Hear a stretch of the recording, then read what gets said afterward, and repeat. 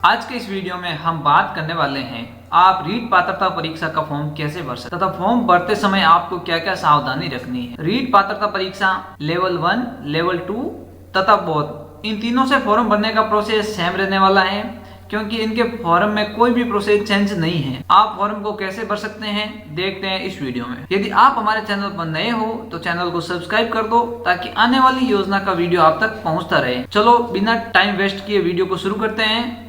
सबसे पहले आपको अपने गूगल ब्राउजर के अंदर सर्च करना है आरबीएससी अजमेर। जैसे ही आप आरबीएससी अजमेर सर्च करोगे तो सबसे ऊपरी जो ये लिंक देख रहा है board of secondary education Rajasthan Ajmer, तो इस पर क्लिक करना है। इस पर क्लिक करने के बाद आपको रीट 2024 मेन वेबसाइट, इस पर क्लिक करना है। इस पर क्लिक करने के बाद ये आपको रिडायरेक्ट करके राजस्थान अध्यापक पात्रता परीक्षा रीट 2024 की जो डैशबोर्ड है उस पर लेके आया है। तो सबसे पहले आपका काम रहेगा आपको जनरेट चालान करना है, तो आपको इस पर क्लिक कर लेना है। क्लिक करने के बाद आप यहाँ देख पा रहे हो form for level 1, form for level 2, form for level both, यानी कि L1 L2 दोनों के लिए। तो आपको जिस से फॉर्म भरना है उस पर आपको क्लिक कर लेना है। सबका प्रोसेस सेम है, कोई भी प्रोसेस चेंज नहीं है। तो मैं लेवल 1 का फॉर्म भर देता हूँ, तो मैं इस पर क्लिक कर लेता हूँ। इस पर क्लिक करने के बाद ये जो निर्देश आ रहा है इसको आपको ओके कर लेना है। ओके करने के बाद यहाँ आपकी जो बेसिक डिटेल है उसको आपको फिल कर लेना है। यहाँ पर सारी बेसिक डिटेल भरने जैसे अभ्यर्थी का नाम, पिता का नाम, माता का नाम, date of birth, email ID, mobile number और अल्टरनेट मोबाइल नंबर, ये सारी चीज डालने के बाद आपको यहाँ पे कैप्चा कोड फिल कर लेने हैं। कैप्चा कोड करने के बाद आपको भुगतान विधि, आप ऑनलाइन भी पेमेंट कर सकते हो और ऑफलाइन ई मित्र के माध्यम से इसका चालान जनरेट कर सकते हो। तो मैं इसको ऑफलाइन ले लेता हूँ और यहाँ पे सेलेक्ट कर लेता हूँ ई मित्र। ये करने के बाद और याद रहे आपको यहाँ पे आपकी जो बेसिक डिटेल है वो सारी 10th की मार्कशीट के अकॉर्डिंग ही डालनी है। मतलब खुद का नाम, पिताजी का नाम, mother name, date of birth डाल के मैं यहाँ पे सबमिट एंड पे कर लेता हूँ। सबमिट एंड पे करने के बाद मेरे पास ये चालान जनरेट हो चुका है, तो मैं इसका एक प्रिंट आउट ले लेता हूँ। चालान प्रिंट होने के बाद मैं इसको ई मित्र आईडी से वेरीफाई कर लेता हूँ, यानी कि इसको पेमेंट है उसको पेड कर लेता हूँ। तो पेमेंट पे करने के लिए आपको यूटिलिटी टाइप सर्विस के अंदर जाना है। फिर यहाँ पे आपको सर्च करना है BSER रीट। सर्च करने के बाद आपको यहाँ पे आपके चालान नंबर डालने हैं। चालान नंबर डालने के बाद आपने किस लेवल का फॉर्म भरा है उसको यहाँ पे लिख देना है। मैंने L1 का भरा तो मैं यहाँ पे 1 लिख देता हूँ। फिर उसके बाद आपको करना है गेट बिल डिटेल।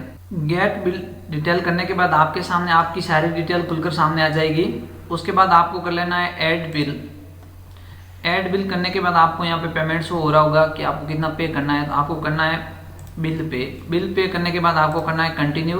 कंटिन्यू करने के बाद आप इसको पे बाय वॉलेट भी कर सकते हो और QR कोड के माध्यम से भी पेमेंट कर सकते हो। तो मैं इसको पे बाय वॉलेट कर लेता हूँ। पे बाय वॉलेट करने के बाद ये आपका ट्रांजैक्शन सक्सेसफुल हो चुका है, तो मैं यहाँ से प्रिंट लेजर रिसीप्ट कर लेता हूँ। रसीद प्रिंट होने के बाद मैं वापस रीट मैन वेबसाइट पर आ जाता हूँ। उसके बाद आप यहाँ से रीप्रिंट चालान फॉर्म कर सकते हो, फॉरगेट चालान भी कर सकते हो, चेक चालान पेमेंट स्टेटस भी देख सकते हो कि आपका पेमेंट वेरीफाई हुआ है या नहीं हुआ है। उसके बाद ई मित्रा वेरीफाई अपडेट पेमेंट, तो मैं इस पर क्लिक करता हूँ। इस पर क्लिक करने के बाद मैं यहाँ पे अपनी ट्रांजेक्शन आईडी डालता हूँ। ट्रांजेक्शन आईडी डालने के बाद कैप्चा कोड भी फिल करता हूँ। कैप्चा कोड डालने के बाद आपको कर लेना है सबमिट। जैसे यहाँ सबमिट पे करोगे तो यहाँ पे एक ऑप्शन दिख रहा होगा payment status has already been updated, मतलब आपका पेमेंट पहले से अपडेट हो रखा है। तो मैं इसको क्लोज कर लेता हूँ और बैक वाले ऑप्शन पर प्रेस करता हूँ। तो फिर आपको करना है फिल एप्लीकेशन फॉर्म पर। फिल एप्लीकेशन करने के बाद ये आपके सामने इस प्रकार का परफॉर्मा आएगा। तो आपको यहाँ पे L1 L2 या बहुत जिसे आपको फॉर्म जिसे आपने चालान जनरेट किया है, जिस लेवल का आप फॉर्म भरना चाहते हो, तो मैं यहाँ पे L1 का भर रहा था तो मैं यहाँ पे L1 कर लेता हूँ। फिर यहाँ पे आपको चालान नंबर डालने हैं। चालान नंबर डालने के बाद आपको यहाँ पे आपकी मदर नेम डालना है। मदर नेम डालने के बाद आपको यहाँ पे आपकी डेट ऑफ बर्थ फिल कर लेनी है। डेट ऑफ बर्थ फिल करके आपको यहाँ पे कैप्चा डाल देना है। वापस कैप्चा डालने के बाद आपको करना है नेक्स्ट। नेक्स्ट करोगे तो आपके सामने आपका व्यक्तिगत विवरण है वो खुल के सामने आ जाएगा। तो यहाँ पे आप देख पा रहे होंगे पर्सनल इन्फॉर्मेशन, एड्रेस, क्वालिफिकेशन और अपलोड फोटो, इमेज और डिक्लेरेशन। 5 स्टेप है तो इसको सारों को फिल कर लेना है।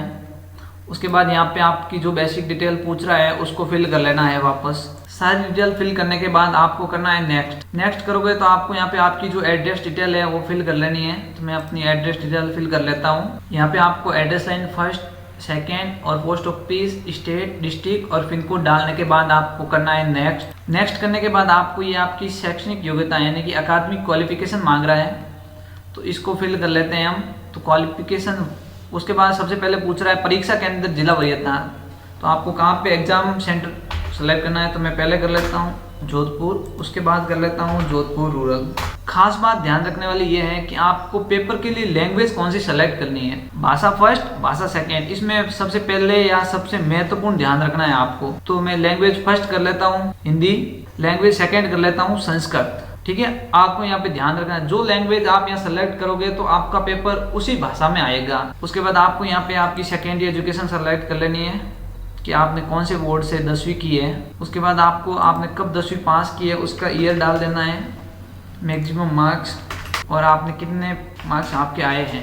उसके बाद आपने 12th कहाँ से की है उसका बोर्ड नेम डाल लेना है।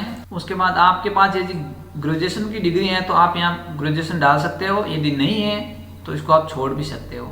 ऑब्वियसली बात है, हम L1 का भर रहे हैं तो हम ग्रेजुएशन हमने कर रखी नहीं है, तो हम यहाँ से सिर्फ और सिर्फ BSTC रिक्वायरमेंट जो हमारी BSTC चल रही है उसको यहाँ से सेलेक्ट कर लेते हैं। तो हमारी अपेयरिंग है तो हम अपेयरिंग कर लेते हैं, हमारी है DLED 2 इयर्स। तो यदि आपके BSTC है तो आपको यहाँ पे आपकी BSTC कर लेनी है। BSTC 2 साल, DLED है, BSTC है, DLED स्पेशल एजुकेशन है, BSTC संस्कृत है, DLED 4 साल और BSTC DLED स्पेशल एजुकेशन, इनमें से जो भी आपका कोर्स है उसको सेलेक्ट कर लेना है। उसके बाद आपको यहाँ पे आपकी यूनिवर्सिटी का नाम डाल लेना है। यूनिवर्सिटी का नाम डालने के बाद आपकी यदि अपेयरिंग है तो आपको यहाँ के इस चेकबॉक्स को यस कर लेना है, यदि नहीं है तो आपको यहाँ पे आपकी डिटेल सारी की सारी फिल कर लेनी है। तो मेरी अपेयरिंग है तो मैं यहाँ पे अपेयरिंग डाल देता हूँ और यहाँ पे अपने रोल नंबर डाल लेता हूँ। रोल नंबर डालने के बाद आपको करना है नेक्स्ट। नेक्स्ट करने के बाद आपको यहाँ पे आपका फोटो अपलोड करना है, और फोटो अपलोड करने से पहले ये ध्यान रखना है कि आपका फोटो 3 महीने से अधिक पुराना नहीं होना चाहिए, और हस्ताक्षर आपको ब्लैक पेन से करने हैं, और फोटो की साइज 20 KB से 50 KB के बीच रखनी है। तो मैं यहाँ पे अपना फोटो सेलेक्ट कर लेता हूँ। फोटो के बाद मैं यहाँ पे अपने सिग्नेचर अपलोड कर लेता हूँ। सिग्नेचर की साइज भी सेम रहने वाली है, 20 KB से 50 KB। उसके बाद आपको यहाँ पे आपका आधार कार्ड का फ्रंट पेज अपलोड करना है। आधार कार्ड अपलोड करने के बाद आपको यहाँ पे माध्यमिक प्रमाण पत्र मार्कशीट 50 KB से 100 KB के बीच, यानी कि आपको यहाँ पे 10th की मार्कशीट अपलोड करनी है। 10th की मार्कशीट अपलोड होने के बाद आपको करना है नेक्स्ट। नेक्स्ट करने के बाद आपके पास ये घोषणा पत्र है, इसके कुछ चेक बॉक्स है, तो आपको यहाँ पे इसको क्लिक करके यस कर लेना है। चेक बॉक्स यस करने के बाद आपके सामने 2 ऑप्शन दिख रहे होंगे। एक ऑप्शन है कंफर्म एंड प्रीव्यू का, दूसरा है प्रीवियस, यानी कि आपको कोई पीछे जाके आपकी जानकारी अपडेट करनी है या कुछ चेक करना है तो आप इस बटन से इसको चेक कर सकते हो। तो मैं इसको कंफर्म एंड प्रीव्यू कर लेता हूँ। कंफर्म एंड प्रीव्यू करने से पहले ये आपको एक नोटिफिकेशन या आपके सामने पॉपअप बता रहा होगा। बटन आपको फॉर्म पूर्वावलोकन पृष्ठ पर ले जाएगा जहां आप जानकारी सत्यापित कर सकते हो और आप आवेदन पत्र जमा कर सकते हो। तो मैं इसको यस कर लेता हूँ। यस करने के बाद आपके सामने ये सारा परफॉर्मा एक बार खुल के आ जाएगा जो आपने सारी डिटेल फिल करी है। तो उसका ध्यान रखना, यदि कोई भी जानकारी गलत दिख रही है या आप उसको अपडेट करना चाहते हो तो इसको सारा रीड कर लेना है। रीड करने के बाद आपको अपनी जानकारी में कुछ भी बदलाव करना है तो उसको इस एडिट वाले ऑप्शन से एडिट कर सकते हो।